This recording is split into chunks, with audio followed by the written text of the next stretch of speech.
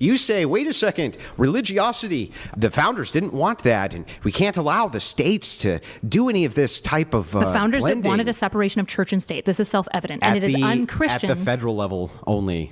Okay. Federal level If only. you want to cling to that one, you totally can. Because it's true. It's absurd, but true. I mean, the position The that founding fathers definitely wanted Christian nationalism and a blending of church and state, but they wrote it out in the Constitution because they knew states would do it instead. Yippee, yippee. that was the literal compromise they made with them. Not because they wanted states to have state-level religions. Then why didn't they ban it in the compromise? Why didn't the founders say, states, you can't have any religion? Because they knew that the states wouldn't join, and as you said, it was a very perilous time. It was a compromise. You're right, but that doesn't mean that federal leaders actually wanted church and state to be blended. It and doesn't. if they did, It wouldn't matter if they did. They could have written it into the Constitution. In fact, probably the states that are joining would have liked that if they found some way to compromise and bring religiosity in church and state together. The Anabaptists were like drowning. What are you talking? What were they going to find that was going to unify them under that? What? I'm sure they could find something. They're going to find something because Erudite says so. No, because they did. What they said was you could do what you want with your states. because they wanted, and we were not going to impose a federal religion on you. Correct. Because That's it. Yeah, because they wanted a separation of church and state at the federal level. Yeah, federal level. But I've never denied at the federal level. This has been my position the whole time. Yeah, you've insisted that because it was happening at the state level, it actually suggests that maybe the federal leaders did want church and state to be blended. They just couldn't write it in because compromise stuffs. The states wanted it, and the states are part of the system. Correct. But the federal leaders didn't. The feds don't usurp the states. Sure, that's fine. But you think that if they wanted the foundation religion, was not just about 39 guys signing a document. The foundation was a contribution of tens of thousands of people. Yes, of course. And by the way, yet all of these Christian governors people inside of states couldn't find a way to impose church and state together at a federal level. They did. They did find a way to do it. No, they didn't. They didn't want them to at the federal level. Why not? Because they didn't want the federal government to be like, Maryland, you got to be a Catholic. You got to be a Catholic state. They didn't want that. Imposed in some other way. They could have written way more like godness into things. They could have written, for example, that the federal They did write institution, godness. They wrote godness into the Declaration of Independence. First of all, they wrote creator. None of the TJ references in any way can be like cited to like godness in a Christian way. What's at all. A creator? A rock? A creator? They think a rock was not God? How many religions have a creator deity? And are those creators God? Why did TJ say Are those creator? creators God? I don't think so. But why did TJ? Well, then, hold on. Why didn't TJ? Why didn't TJ just say Christ? No what, answer. God? For that. Christ. No, they said God because there was some. They didn't say God. They said creator. Because some of these states, again, some of the Christians wouldn't have agreed with Christ. Yeah, well, they rejected the idea of the Trinity. Yes. Christ. The idea of the Trinity. I didn't say the Trinity. I said Christ. You think that if TJ had written in Christ, that some Christians would have been like, "How dare he?" It's possible. No, yes. come on. But not only that, that's absurd. Let's just point this out. So TJ, you can grant me at least. You'll concede. TJ definitely explicitly did not write the Christian God into his declaration. Using the non-offensive position in order to make sure that they would compromise, right? When they say creator, they definitely mean a God. The Declaration of Independence has nothing to do with compromise. No. But when they use the language in the Declaration of Independence for creator, do you think they're referencing? I think TJ is explicitly not referencing Christ because he didn't want to. What is he referencing? He's referencing a general conception of creator. Which is what? To Christians, it would be Christ, but he didn't say Christ. Now, did he? Okay, but what would the creator be? To Hindus, it would be like... Would the creator be God? Yeah, he didn't say God either, did he? But what creator here meant God, right? Why would you assume that? Because what else is the creator? Why wouldn't they just say Christ if they meant the Christian God? Well, again, you're splitting hairs here. I'm not splitting hairs. It's kind of important. Yeah, the idea here is simple. He just couldn't think of it. He's like, oh, what's that word for the creator that Christians like? Oh, I can't remember. I'll just throw creator in there. Pull up the Declaration of Independence and read it. Sure. We find these truths to be self-evident. Yeah.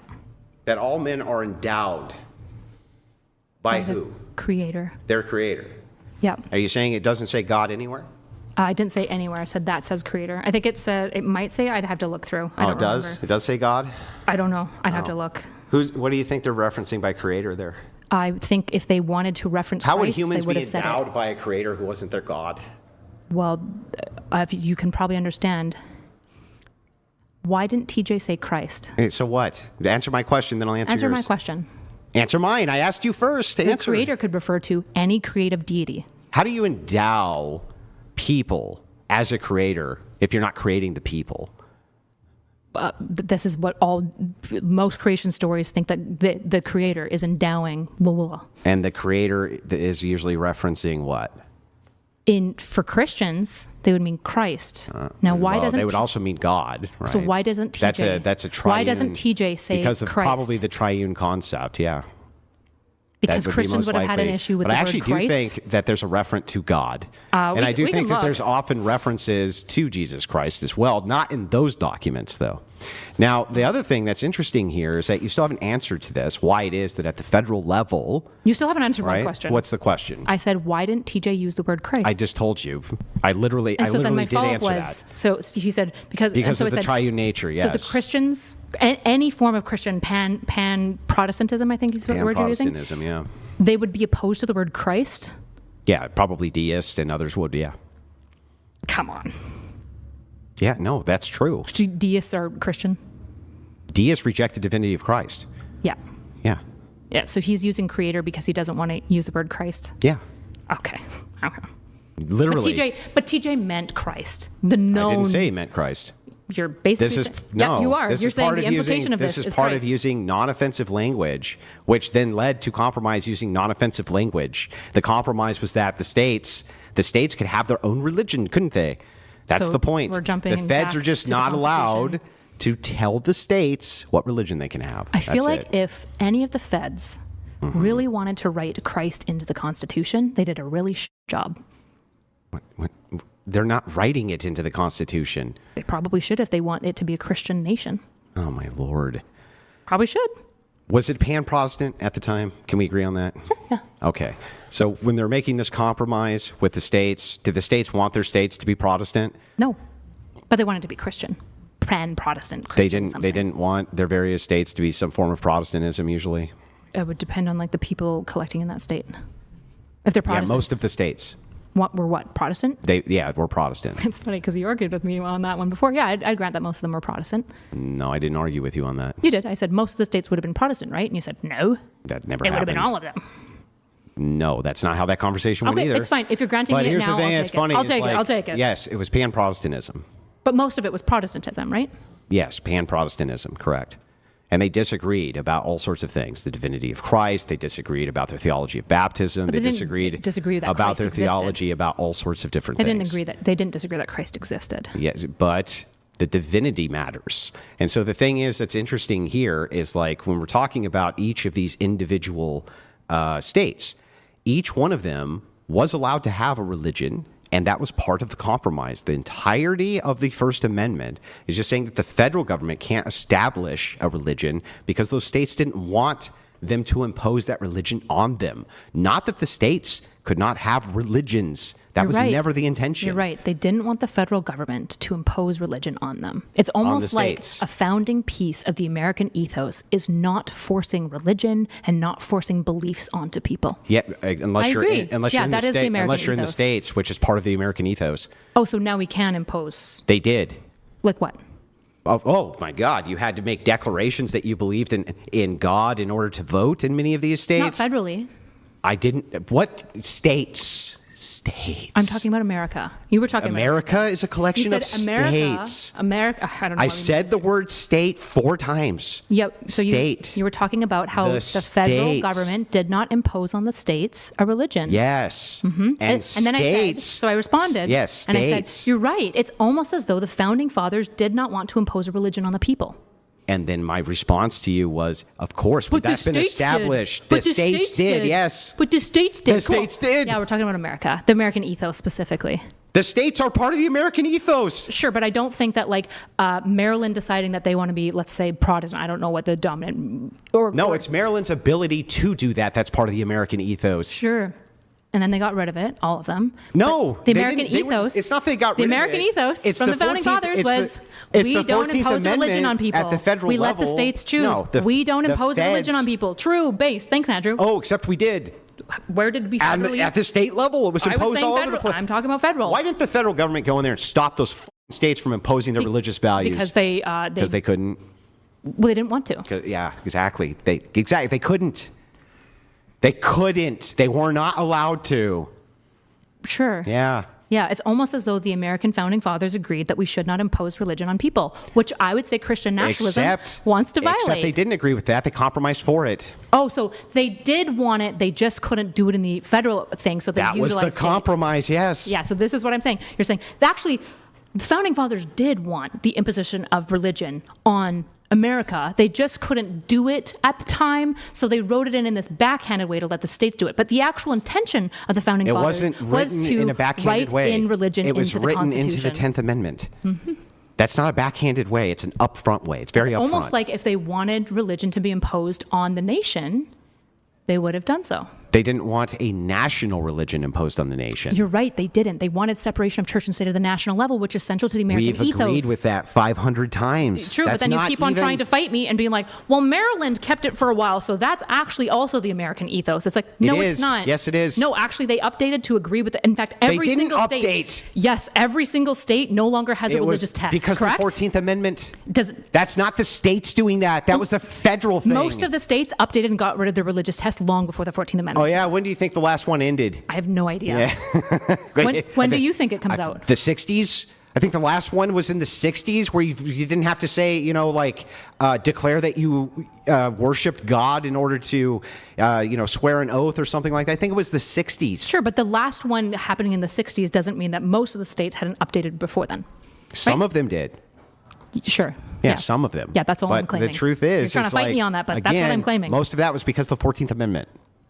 Do you think most of the states got rid of the religious clause when the 14th Amendment came out, or do you think most states had already adopted the federal landscape and then some places had it kind of what was going on was that a lot of the states wanted to return actually to the idea of having state religion. And this was challenged in courts. And so what happened is, yes, this was a national conversation. Challenged in court, and then it was challenged in the court. They said, well, based on the 14th Amendment, which is about citizenship, states can't do that anymore because of the uniformity clause or whatever it is. It's like, what the are you talking about? Cool. So the federal government of America, in line with the federal government initially, doesn't want to impose religion. And then when it became a big question of whether or not states could continue to do so, the same American government over time also agreed that it was un-American to do so. Cool. Well, they didn't agree it's un-American. Well, they definitely felt that it was a violation of the Constitution. Based on the 14th Amendment. Sure. That doesn't make it un-American. Sure. What would be un-American about repealing that? Nothing. Nothing. I'd say nothing would be un-American about repealing it. Yeah, I think the federal government initially and throughout all of America's history has moved in a direction of separation of church and state. They think it's very important to not... At the federal level, that's true. Yeah, America. We are talking about America. America's not just the federal government. I didn't say it just is, but when we're talking about the emergent principle of America, we should probably think about what the federal government are thinking about it. Yeah, we're thinking about the federal and we're thinking about the state. I know the federal government said that we can't impose religion, but states said they could. So actually, the American ethos is imposing religion. I know that the states could definitely impose all of their religious values on everybody, but the feds. All that matters is what the feds want. I feel like when I do all that matters, it's a little cuter. All that matters is what the feds want, man. Because the states don't even matter, bro. Even though that was who the compromise was with. It's like, what are you talking about? Your wifey. Mm-hmm. It's almost like since it was founded by Christians, and these same Christians separated church and state. So it's almost like the Christians even then agreed with me that it would be un-Christian to impose a religion at a federal level on the people. A thing which was never in question. It is. You're just trying to be like, but Maryland kept it for a while, man. Okay. Not just Maryland's Maryland. not America. No, you're right. Okay, Some you're right. States. Maryland's not America. You got True. it. But 10 states aren't America. America is a collected, unified group under the Constitution, particularly the federal Constitution. A unified group of what? People. States? People. States? Sure, as well states, but like the people of the states, yeah. Mm-hmm. When we're talking about rights and separations of power, do you think that state separation and federal separation matter? Yeah. Yeah, I do too. Cool. That doesn't mean that we were founded on a Christian nation, that Christian nationalism is what the American ethos is, or that it should be. Well, what was in question is whether or not un-American to change the Constitution because Christian nationalists It was want not to, and whether it you was never made a un-American. compelling Nope. case for that at all. No, it was not about whether it was un-American to change the Constitution. That's literally the prompt. The prompt is if it's un-American to have Christian nationalism, your only argument was, I think that if they went in and restricted things that I don't like, that's un-American because no reason. No, Their reasoning was like, because life, liberty, and some nebulous pursuit of happiness. And even if I grant that Christian nationalists can get in there and they can do things like go after liberty, that's fine because I'm not a liberty maximist. But they can preserve life. That's fine. I'm not a life maximist. Hold on, no. It's like you just equivocate on everything. I'm not. How is any of that equivocating? Because you utilize when I say, wait a second, when you say liberty, if you go against liberty, that's going against some kind of American ethos. I say, okay, that's fair. Then I give you an example of when we would go after liberty and it would be fine. You're like, that's fine because I'm not a liberty maximalist. How is that equivocating? Because you're using the word liberty here in two different ways. You're saying, well, liberty in this case. I'm using it the same in both ways. Okay, so where's the threshold for maximalism for liberty? I'm not sure exactly where it is, but there is a threshold. I'm going to read this super chat here. Texas Red, thank you very much for the super chat. Very kind of you. This is getting annoying. SCOTUS gets to determine what the Constitution says based on the power grab of Marbury v. Madison power grab. No state agreed to the loss of their ability to determine a state religion. The 14th says that entirely from the bench of SCOTUS. Totally un-American, by the way. Texas Red, thank you for the super chat. Did you want to respond further, or was that kind of... Yeah, he's right. It's totally un-American. The whole idea here, we're asking about whether or not Christian nationalism is American or not. She's appealing to ideals which are not even, like, for instance, I don't even think the word secularism existed at that time. True. Okay? Like, you're appealing to ideals in the presentism form that When are did silly. I say secular? It's like an ideal of America. Yeah, the ideal of America, when you're talking about pursuit of happiness, it's ingenuity, it's all about science, it's about these things. It's like, Is this it was secular? also about states' rights. States' rights was fundamentally an American core value. Mm-hmm. The idea that Christian nationalists would give it back to the states, give gay marriage back to the states, give abortion back to the states, that is fundamental to that ideal, and it's very, very much an American ideal. Right, but there's obviously going to be times where federal policy like imposes over top of states. Not if Christian nationalists are in power. Then they can change federal policy. Wait, so if Christian nationalists are in power and they want to cede power, would they accept California allowing the of kids and for marriage and for all of the liberal degeneracy? Christian nationalists would go, if it's the case, that's okay. If it's the case that inside of a democracy, Christian nationalists are elected to these high offices and can pass legislation, which then stops California from doing that, you could not have a single objection to that. Sure, I could. I would say probably those Californians don't want that, and that would be a pretty major violation of state rights. But under the current framework, you're calling it un-American if we don't adhere to the 14th Amendment, and the SCOTUS ruling of the 14th Amendment. It's fundamentally un-American because the founders didn't want states to have religions or some shit. That what's un-American is imposing federal religions onto others, imposing religion generally. Yeah, but that was never others. in question, whether or not the feds were supposed to impose a religion. Well, the question is it an American ethos to impose religion on others? And I'm saying no. No, that's not true. It is the American ethos to impose religion. You equivocate again between, you say, the federal government's not allowed to impose religion. I say, yeah, that's true. And you say, well, so then America's not supposed to impose religion. No, that doesn't follow. One thing doesn't follow from the other. America's not just the federal government. America's not just federal amendments. America's not just this. America's also states rights, what the states want, what states are. And by the way, the most key American thing, the states used to be the ones who sent up Congress. You didn't get to vote on that. The states were the ones who did that.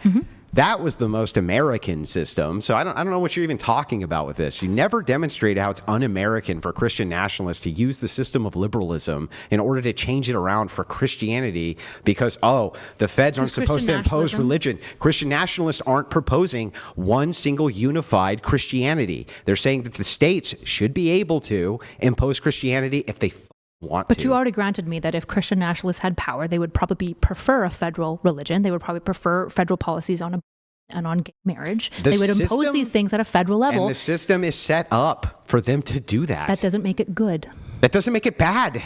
for Christians, it makes it bad. Yeah, No, it doesn't make it bad for Christians because you say so based on Agrippa's trilemma of your assumption of God. That doesn't make it bad. Nothing's bad. I know that. I know Agrippa's trilemma really stressed you out, but I would say that it's unchristian. Yeah, I think it's heretical, right? Jesus. Well, I think that the typological argument is the embodiment of Christ himself rejecting kingship, right? John 6, though Christ, after feeding the 5,000, he perceived they were going to crown him king, so he withdrew to the mountains, right? We see Christ, Jesus, regularly rejecting political office, regularly rejecting political power, because he said, my kingdom is not here on earth. It's not a state. It's a heart condition. It is a kingdom of heaven. But you also said on the other side of your mouth that the reason that God anointed kings and Jesus Christ is God is because we just weren't ready for liberal values yet. Yeah, in the same way that I don't think that we... Yeah, where does it say that in the Bible? Hold on, not liberal values, God's values. Yeah, where does it say that? Anywhere in the Bible, that the reason that God anointed kings, he only did that because, well, we didn't have a better system yet. Why? So why? No, answer my question. Don't ask me one. Where in the Bible can I find anywhere in the New Testament? I don't care if it's Matthew. I don't care if it's Mark. I don't care if it's Luke. I don't care if it's John. I don't care who you want to reference. Yeah. Show me anywhere in the New Testament where it says that God stopped anointing kings because we just weren't ready yet for democracy. I'm not throwing memory verses at you like I'm some scholar kid. When we actually engage in theology, right? We look at chapters, we look at typo. Can you answer my question? Yeah, I said I'm not throwing memory verses at you like a child. So there's nowhere in the Bible that says that? No, I would say that there was a strong theological, typological argument. Would you reject typological arguments as a sound form of theology? No. Oh, okay. I'm just cool. saying that here, when we're talking about typology. I didn't say that there's a specific verse that says Jesus went and he said, you guys, democracy is actually the best thing. But you're going to cite a verse where he decides he's not going to be king as proof that he doesn't want any more kings. As evidence that, like in my typological argument, which looks at the transition over time of Let's look at the transition over time. Sure, yeah. So in the case of Moses, we have like extreme statecraft and Christian law. The judges, King right? David. We have tribes. Let's King talk David's about King later. David. Yeah, also King David. Let's talk about the kings. Was anointed by the prophets, right? So now we have one step of separation between the king and God. So in the case of judges, they were both kind of acting as statesmen and as like spiritual leaders-ish. Whereas by the time we get to David, we have Samuel anointing the king. But Samuel is actually the prophet. He's the word of God. And the kings are supposed to honor that. Then by the time we get to the priests, now there's no statecraft at all. The priests are existing under Roman occupation. And then we get to Jesus, the final typological fulfillment of this. And it is a complete and utter rejection on Christ's part of politics. That's what we see over time. Then how come the apostles engage in politics, including Paul? I don't. Paul. When did Paul ever say that we should like usurp? Didn't he say render unto Caesar Paul what is Caesar's? Literally went to Corinth in order to battle for the position of authority because the super apostles came in and usurped his position. Not for state power. Yes, that was part of statecraft in Corinth. Yes, it was. No. Yes, it was. You're incorrect here. No, was Corinth run by Romans or by the Christians? Well, that's not relevant here. It's kind of important to statecraft under the Roman Empire. Yeah, but do you realize that inside of many of these Roman places, while they were under Roman occupation, there was still a lot to govern within the cities, as long as they didn't violate Roman rules. As long as they didn't violate Roman rules. But that doesn't mean that they couldn't impose, and they did all the time, their own cultural, spiritual, various things like this. Yeah, they didn't engage in statecraft. That is statecraft. No, so could you pass laws inside of Corinth as a spiritual leader? Because the answer is yes, you could. So if that's the case, as long as they didn't violate Roman law, you could do that. How is that fill in with your typography or your typographic, whatever it is? How? Because show me. At no point is Paul going there and saying that we should impose Christian laws and all these things. He's saying this is what good Christians should do. This is how we should must and ought conduct ourselves. When he's then asked why is he about removing these people? What? Why is he removing the super apostles? Why is he there to remove the super apostles? Probably because he found them unbiblical, not because he thought they were bad statesmen. He said both. He said both. He said the informing. Where's the verse? Give me a verse. Yeah, let's go into Timothy. Let's go into Timothy, and we can go to Ephesus. What was going on in Ephesus, especially when it came to the ideas of the cult of Artemis. This was purely political. The fact of the matter was... Worshipping the cult of Artemis is only political? It was. It was economic. It was economic and political. It had no bearing on your spiritual condition if you were engaging with the... It was both. It was both together. What do you think actually mattered here to Paul? Both. No. No, both did. And I'll tell you why. He constantly talks about What was the heart going on with the condition. cult of Artemis, the reason they were so fucking pissed off is because the entire economic model of Ephesus revolved around the fact that they were making these silver statues. Okay? This was a political battle and it was a spiritual battle. It was both at the same time. So did they say that nobody can now make these silver statues, or did they say that Christians should not engage in it, not make it, yeah, not buy Christians it? were trying to remove that as an economic forum for the cult of Artemis. And did Paul go there and say we should get rid of it as an economic forum? And He told Timothy just that. No, yes. he said don't engage with it. Christians aren't supposed to. Yeah, you need to read the letters to Timothy because you're incorrect here. Okay. The truth is that the reason, and I understand why. I understand why you came up with this idea. The anointing of kings happened. God put kings in place, but it was just because they weren't ready for another system that didn't have kings. Does that mean right this second, anywhere that there's a king, that king's sinning? No, but it depends on what the king is. What do you mean? Like in your country, is it sinful to be a king in your country? No, because the way that the kings are exclusively performative. Like they have no actual monarchic power. The king can't, for example, tell Canada that they must impose Christian morals. But let's just say that you had like a king, I don't know, in Zimbabwe, and this king... Is he Christian? Yeah, he's a Christian. Zimbabwe's like hell on earth, okay, let's say.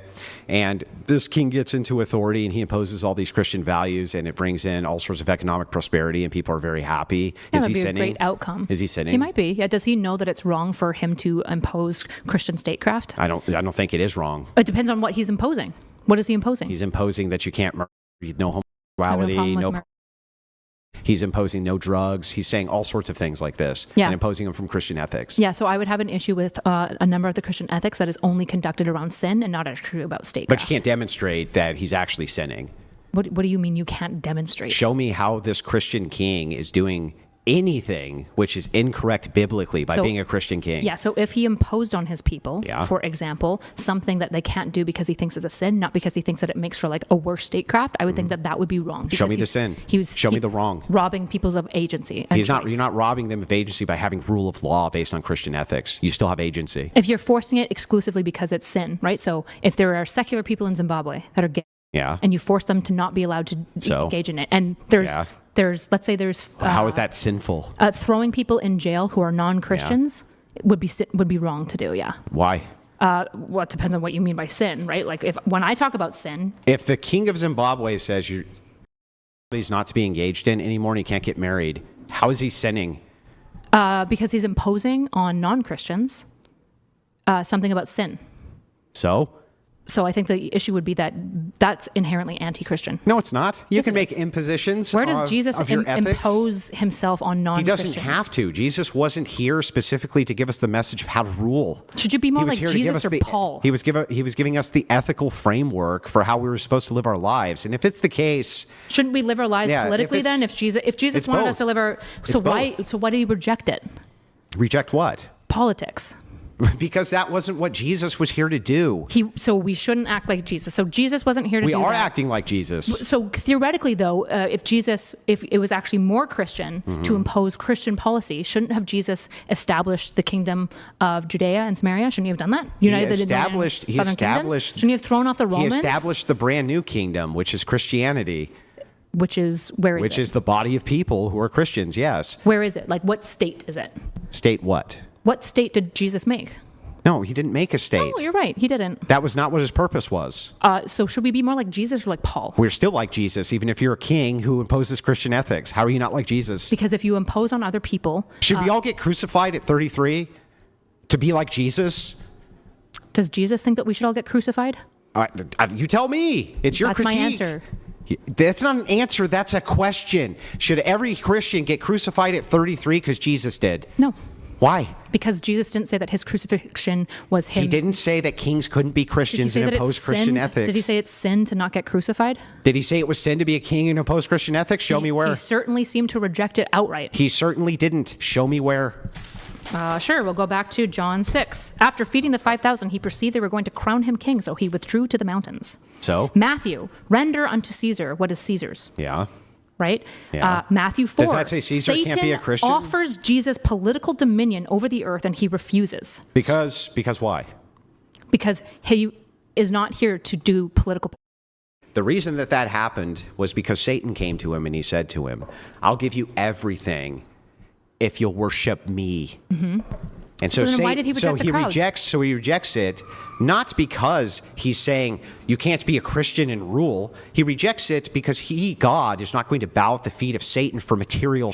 So then why did he reject? So why would the you bring that up 5,000? as an example? That doesn't even make sense. I brought it up in an example in a litany of other things of Jesus regularly rejecting political power. Yeah, his mission was not to come here to be a politician, but that doesn't mean that he rejects Why that not? politicians can use Christian ethics. Well, a lot of Jews seem to believe that the Messiah's role was specifically to be Are a you a politician. Jew? No, but Then I don't care. okay, so Jesus rejects the political position, and we should what? Embrace it? Seek it? There's no problem within Christian ethics of having a position of political authority. I didn't say that there is. Then if you're I going said to be ruling informed, from Christians Yeah. onto non-Christians. that's fine. Is wrong. No, it's not wrong. And you haven't Absolutely. demonstrated it. Absolutely. All What do you you've think done is sin given me is? some passages out of context, one of them in which he was supposed to bow at Satan's feet. They're not Another out of one where he context. says, I'm going to reject being the king of the Jews. So what? How are these out of context? Well, the first one we were talking about was Satan. He did not was the reject third it one. due to political office. He rejected it because Satan said you got to bow down to me in order to get material. Grant you that one, yeah. Yeah. What about the other two? When it comes to the kingdom, that did not serve his mission. His mission was to come here and How give would us that the not good serve news. his mission? He was to give us the good news that his kingdom has come to earth. His kingdom is here. How would reestablishing it not help him with showing that the kingdom is here, that we're here to bring the good news? Ask him. Why are you asking me that? Because you're the one who You're has to asking me about theologically the guys of God. His entire mission here was just give you the good news. That was his mission. So we shouldn't be like Jesus. How are you not like Jesus because you rule with Christian ethics? Because he regularly pushed off imposing himself politically on other Did people. not anywhere ever show us where secular governance was supposed to be the order of the day and Christians were supposed to only follow secularism. He never showed us this. So then why does he say render unto Caesar, right? Even Paul, in the case of Paul. Because they you're were talking saying- about taxes. Okay, so Paul, for example, So what was happening is existed under Nero, Do you right? want the answer?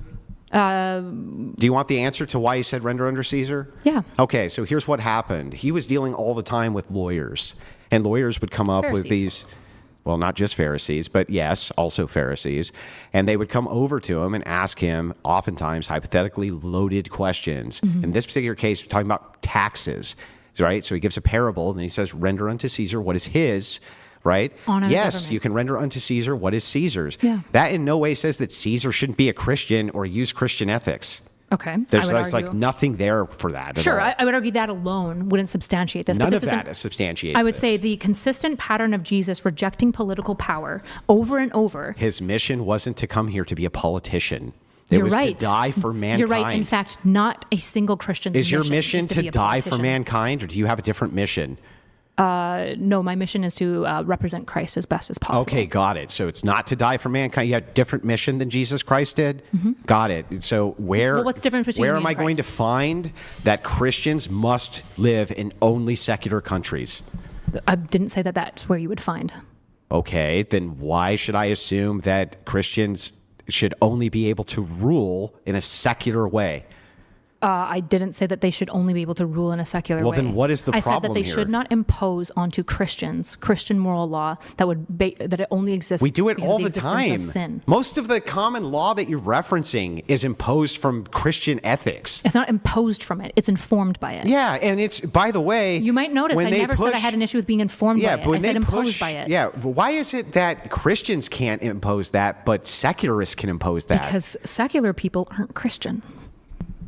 So they can just rule over Christians, but Christians can't rule over them. Yeah, What? Why not? because they're not Christian. So what? So Christians shouldn't be imposing tyranny on other people. That's not tyranny. Yeah, imposing your religious utilize- predilection onto others Yeah. when it's against their interests and not their religion is kind of tyrannical. Yeah. No, that's not tyrannical. How not? It's not then all laws would be tyrannical if it's an imposition on somebody's values that they don't like. It would be if it's compelled. Yeah. Compelled speech, for example, is Is that so? So, when you're talking about compelling a person to do a thing, are you saying that secularists don't compel people to do things? Nope. What about the draft? yeah, that's not moral necessarily. It's not. States can compel. Christians should not compel. I don't understand. The draft is is it compelling people to do a thing, right? I don't have a problem with states compelling. I have a problem with Christians compelling. Yeah, but I don't understand. The difference here would be Christians versus states. What you said was that secularists should be able to, unless it's the case that they're pushing some value. Yes.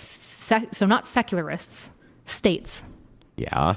States shouldn't be able to compel people to do things that they would be a violation of some of the fundamental rights and liberties. They shouldn't do that. Those rights and liberties are informed literally by the perspective of the person. So if people are like, hey, we want to be able to watch if we want, and you're like, no, you can't. You can't do that. Or, hey, we want to run stop signs. You're like, hey, you can't do that. They're imposing their will, and they're using force of law. I don't have a problem with states compelling or using the force of law. Well, I don't have a problem with Christians doing that. Yeah, that's where we differ. Yeah, and you haven't made a compelling case anywhere from anything. Just because you don't find it compelling doesn't mean that it's just not compelling. You haven't shown me anywhere that Christians can impose Christian ethics. Nothing. In fact, I have the entire standard of the Bible to show that God anoints kings, that Jesus Christ is God, so he anointed kings. Your whole, the entirety of your argument to that is, it's because we didn't have democracy yet. No, it's because we weren't ready for not kings yet. No, it's yep. So yeah, show me where that's the case. Yeah, so show me where's the case that God said. Jesus did not say we were not ever going to have moral kings again, ever.